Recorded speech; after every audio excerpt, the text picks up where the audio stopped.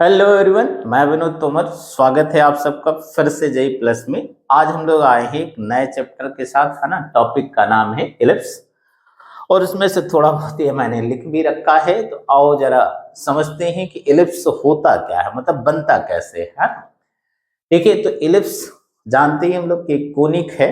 अच्छा, वैसे कोनिक सभी कोनिक की यही डेफिनेशन है, मतलब पैराबोला हो, इलिप्स हो, हाइपरबोला हो, सबकी डेफिनेशन तो सेम ही है कि मान लो मेरे पास एक फिक्स्ड लाइन है। इस फिक्स्ड लाइन को हम लोग डायरेक्ट्रिक्स नाम दिया करते हैं और एक फिक्स्ड पॉइंट है जिसको फोकस नाम दिया करते हैं, है ना।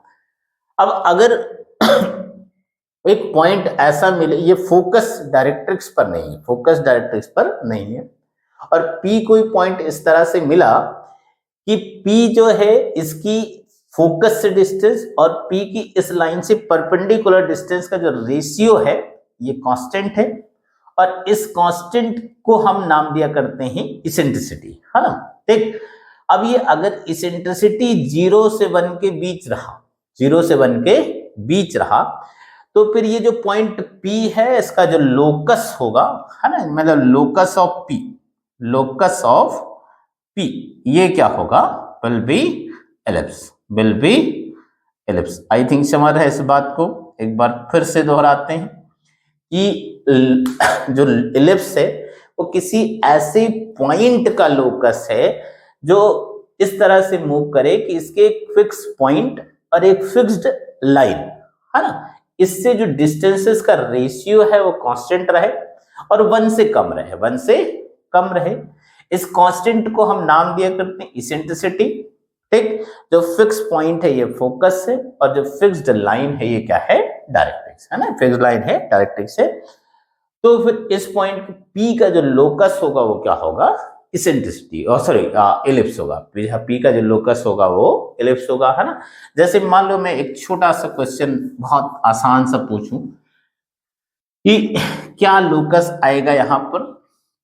जैसे ये लाइन है, मान लो x minus 2y plus 5 equal to 0, ये डायरेक्ट्रिक्स है, ये क्या है, डायरेक्ट्रिक्स। और फोकस जो है, फोकस ये मान लो मेरे पास 3,4, फोकस क्या है 3,4, ई की वैल्यू है 1/3।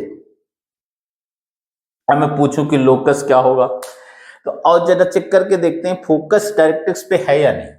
तो फोकस जरा रखो यहां पर, है ना, ठीक है, यहां पर जरा रखो, इसका एलएचएस कैलकुलेट करो तो 3 माइनस 8 हो जाएगा, 3 माइनस, ओह सॉरी, इसको 7 कर लेते हैं, है ना।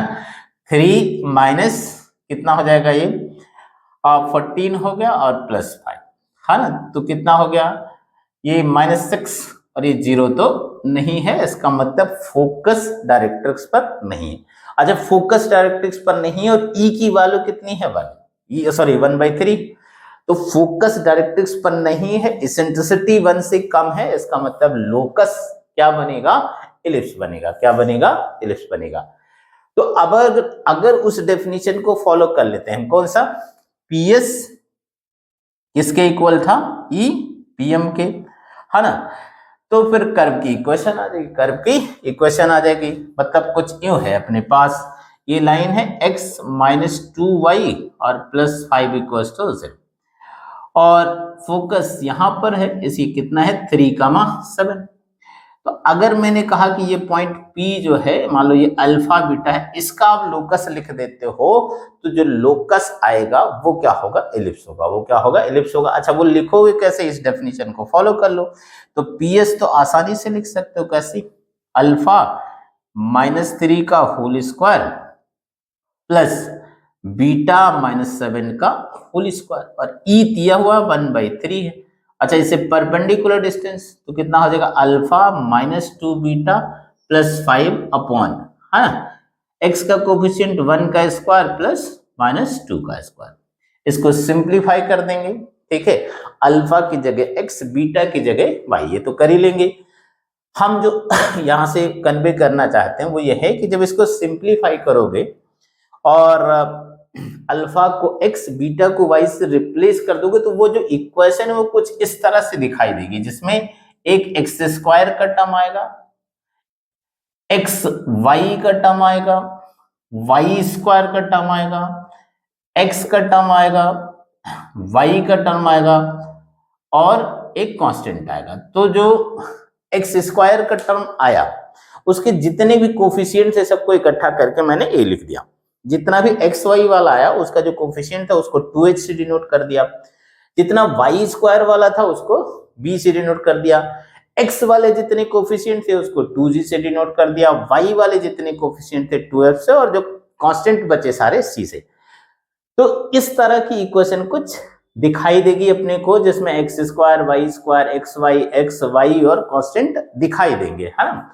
ठीक है, तो ये जो इक्वेशन है इसको हम general equation of second degree कहा करते हैं। मतलब ये जो इक्वेशन है कौन सी, ए एक्स स्क्वायर, ये जो इक्वेशन है मेरे पास a x square plus 2hxy plus b y square plus 2gx plus 2fy plus c equals to 0।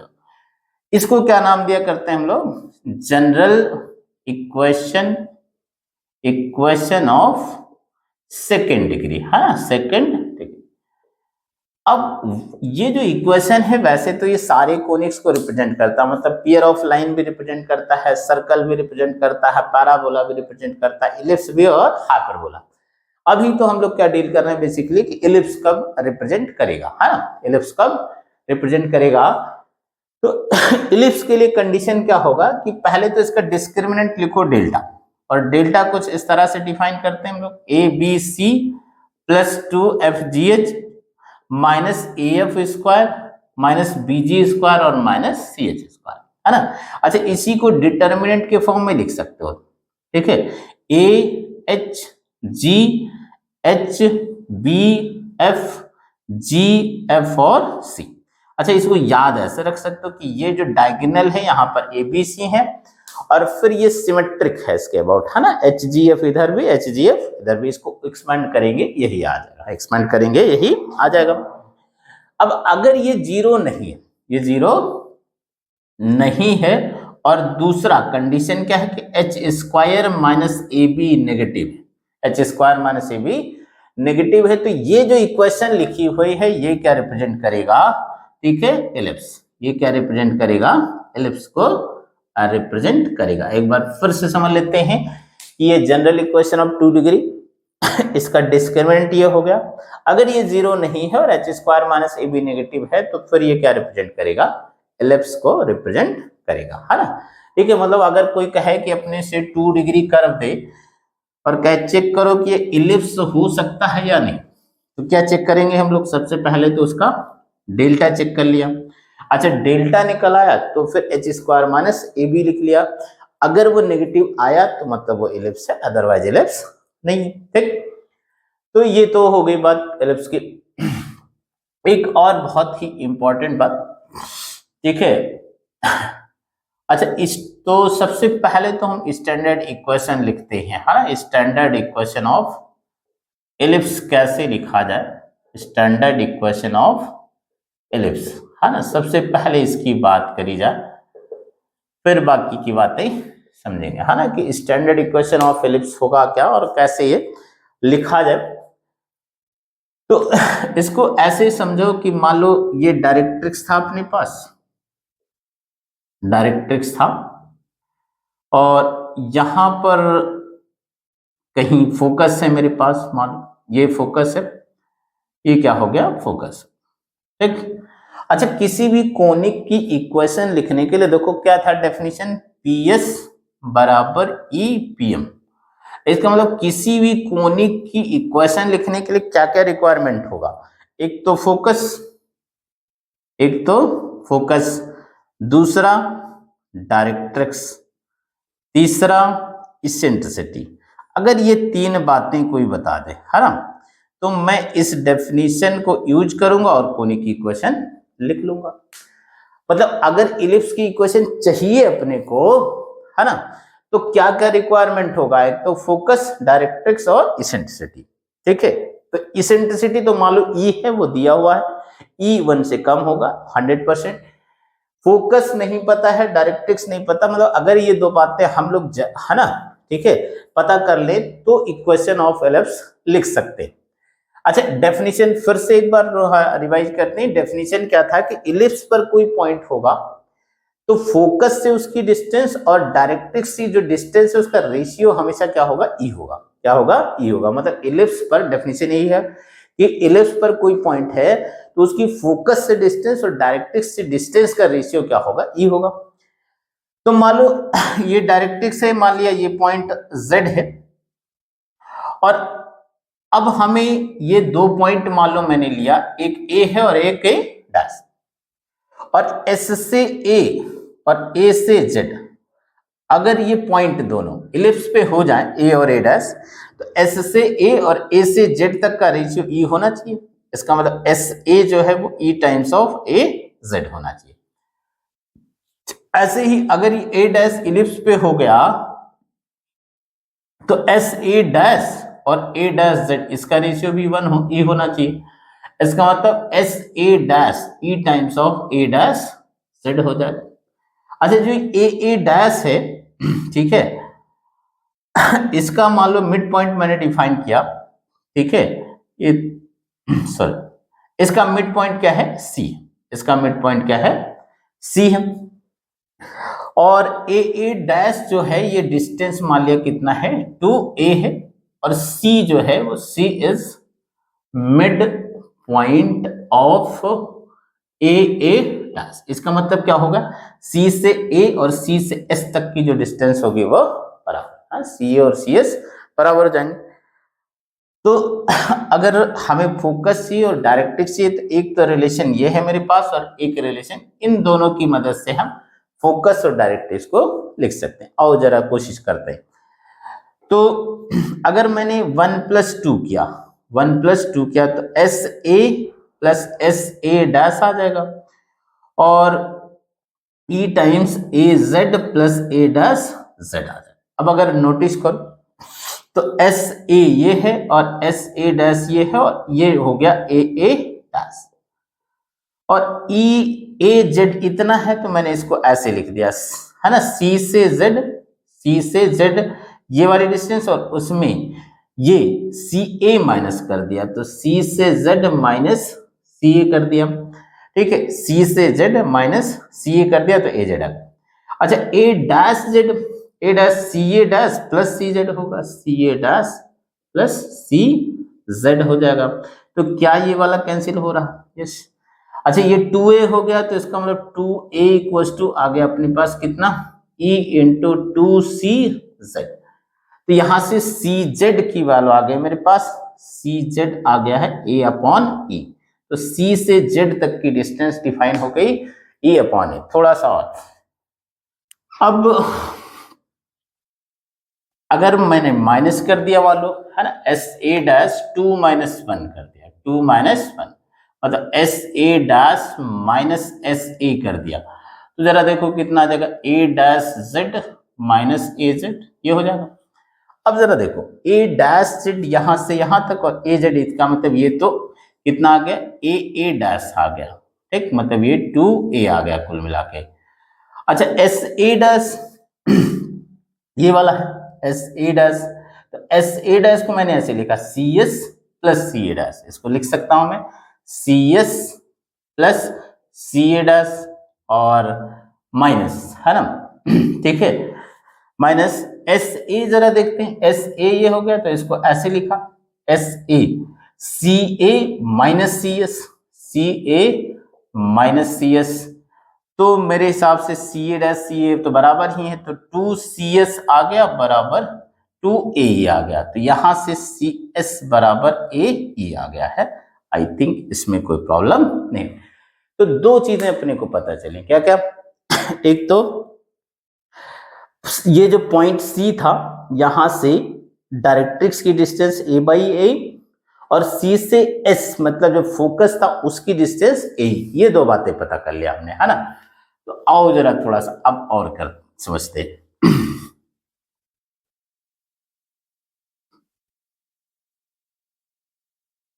मतलब अगर मैं सी को ही ओरिजिन ले लूं, सी को ही ओरिजिन ले लूं, तो देखो कुछ ऐसे था अपने पास, कुछ ऐसे था, ये अपने पास ए था, यहां पर सी था, यहां पर ए डैश था, सॉरी यहां पर एस था, यहां पर सी था, और ये डायरेक्ट्रिक्स थी। ठीक, तो अगर मैं सी को ओरिजिन ले लूं, मतलब इसके थ्रू वाई एक्सिस ले लूं और इसी को एक्स एक्सिस ले लूं, इसी को एक्स एक्सिस, तो इलिप्स कुछ इस तरह से फिलहाल दिखाई देगा, थोड़ा छोटा है लेकिन, है ना।